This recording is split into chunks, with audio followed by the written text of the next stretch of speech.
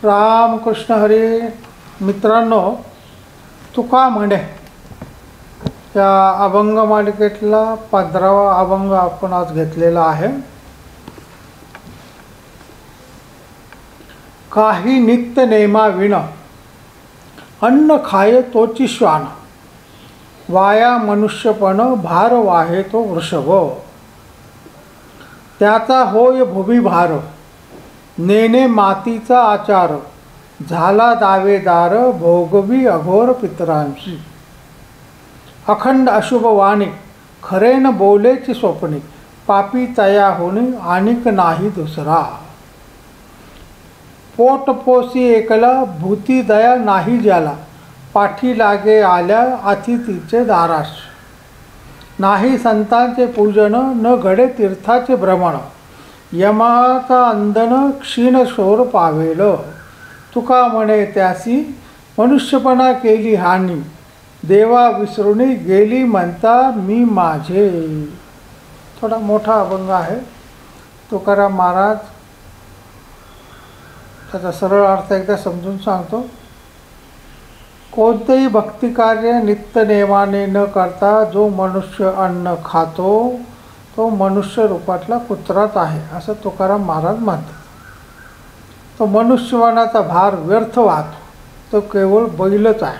तुकाराम महाराज थोडंसं जे देवाला मानत नाहीत किंवा काही नित्य कर्म करत नाही त्यांच्याविषयी थोडंसं रागाने बोललेले आहेत. अशा मनुष्याला पृथ्वीचा केवळ भारच मानलं पाहिजे. आपल्या वाटेला आलेल्या धर्माचा आचार जाणत नाही, तो आपल्या पितृलोकी असणाऱ्या पूर्वजांचा दावेदारच आहे, कारण तो आपल्या कृतीने त्यांना नरक भोगायला भाग पाडतो. त्याची वाणी नेहमी वाईट आणि अशुभ बोलते. तो स्वप्नातही खरे बोलत नाही. या जगात त्याच्याहून मोठा पापी कोणी नाही. आपले व आपल्या बायका पोरांचे पोट भरतो. दुसऱ्या प्राण्याची त्याला बिलकुल दया माया येत नाही. दारात आलेल्या अतिथीच्या मागे सुद्धा तो काठी घेऊन धावतो. तो संतांची पूजा कधी करत नाही. तो तीर्थक्षेत्रे कधी जात नाही. तो यमाला आंदन दिलेला दासच आहे. तो यमाकडून खूप दुःख भोगेल. तुकाराम महाराज म्हणतात, अशा लोकांमुळे मनुष्यपणाची हानी होते.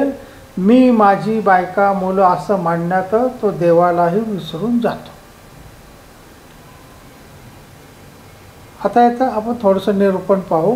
माणसाने जीवन कसं जगावं आणि कशी जगू नये याचं उदाहरण तुकाराम महाराजांनी या अभंगामध्ये दिलेलं आहे.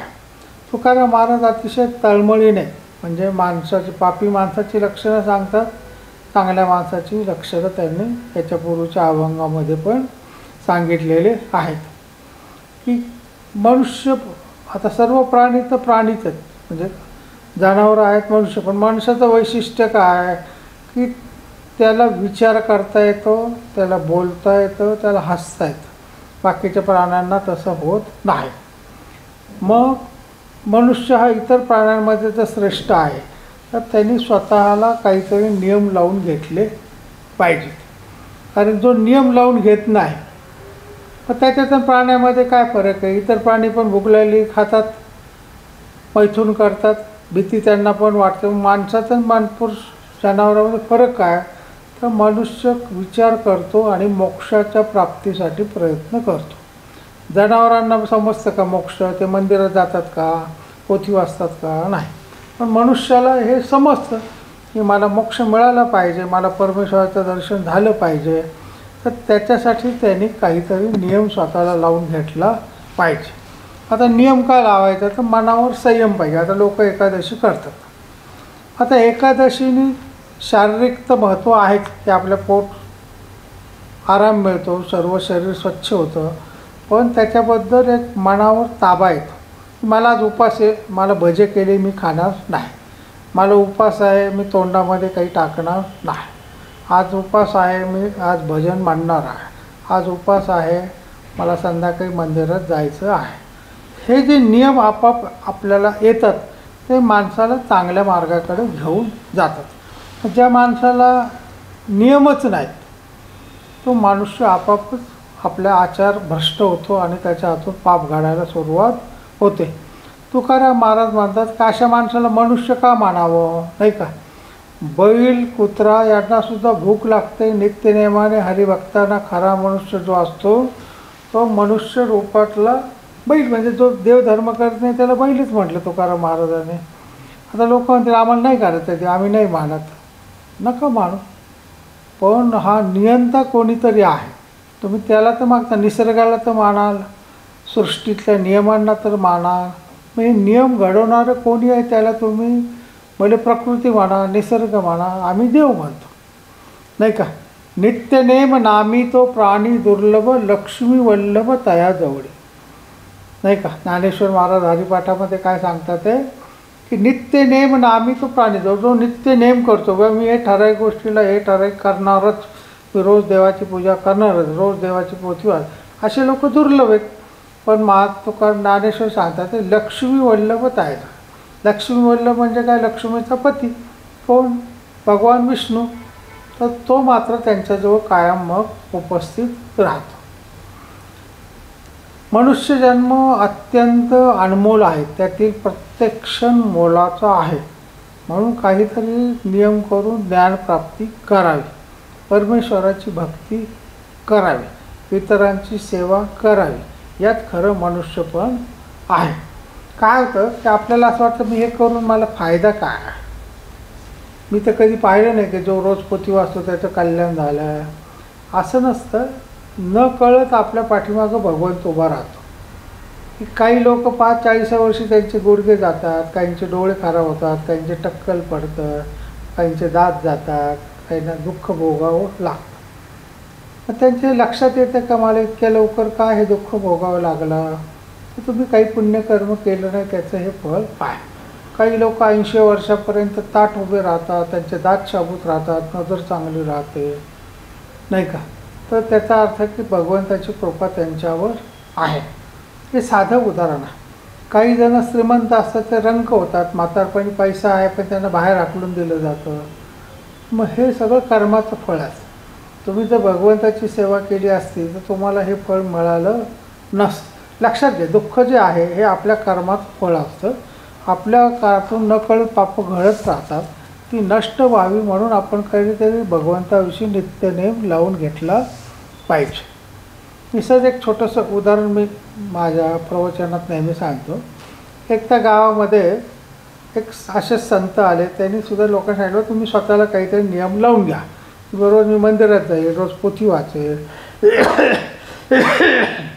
रोज मी अन्नदान करेल, काहीतरी तुम्ही करा. प्रत्येक जाईल मग मी तुळशीची माळ घाली, मी मंदिरात जाईल, मी दानधर्म करेल. बायकांनी सांगितलं मी रोज कुत्र्याला पोळी घालेल.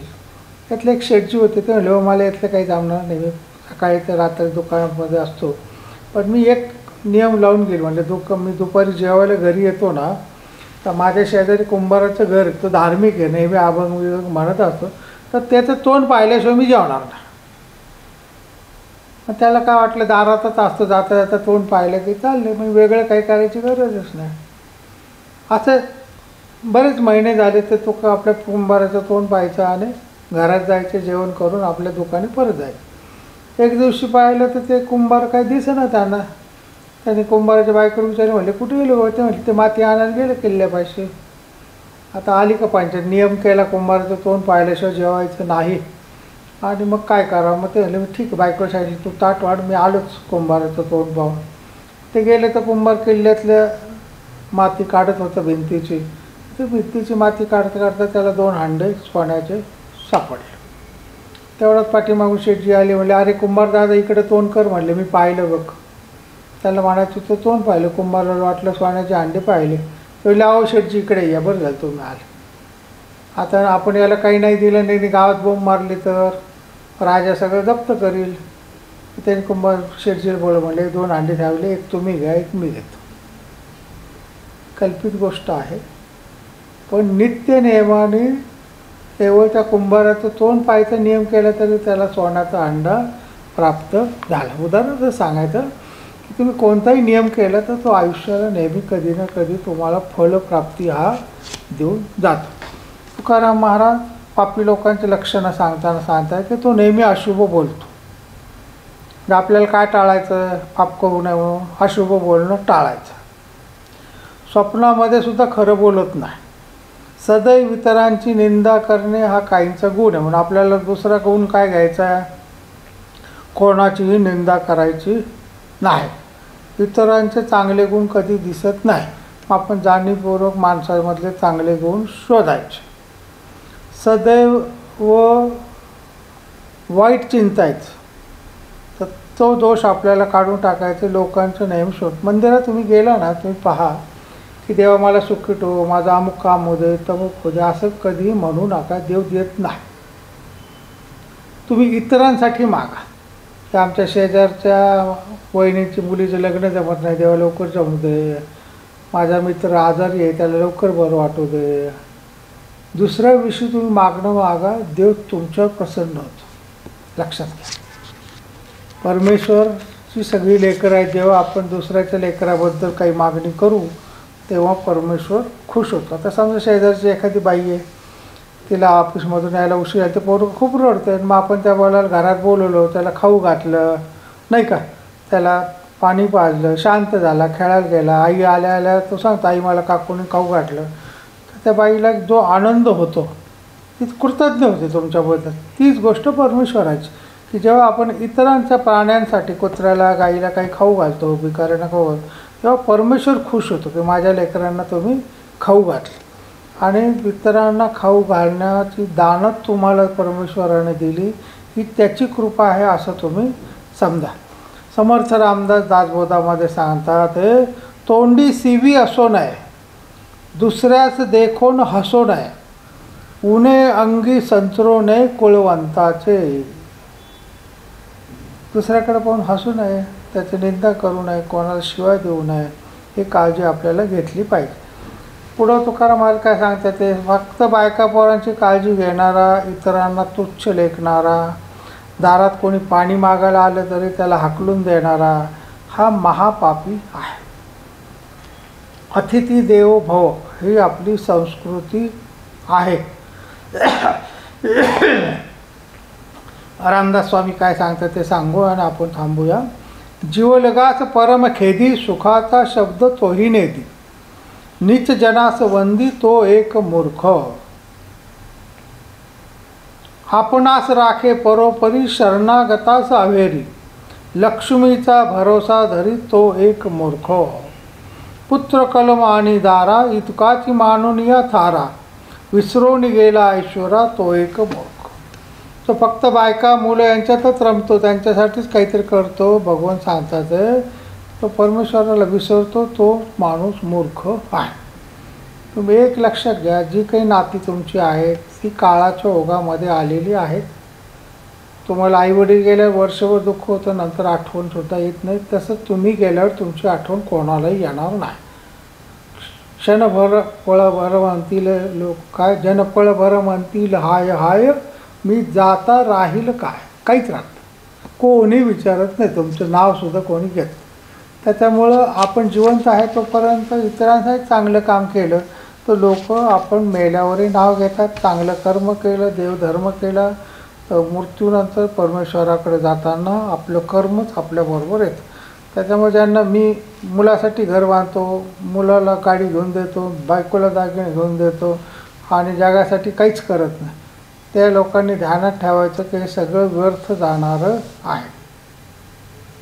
आज आपण इथं थांबूया. तुकाराम महाराजांच्या अभंगाने जे तळमळ व्यक्त केलेली आहे त्याच्यातले दोष आपले दूर करायचे आणि चांगले गुण आपल्याला घ्यायचे की ज्याच्यामुळं आपल्या आयुष्याचं कल्याण होईल. आज आपण इथं थांबूया. माझ्या यूट्यूब चॅनलला सबस्क्राईब करा, लाईक करा, तुम्ही ऐका, इतरांना पाठवा. राम कृष्ण हरी.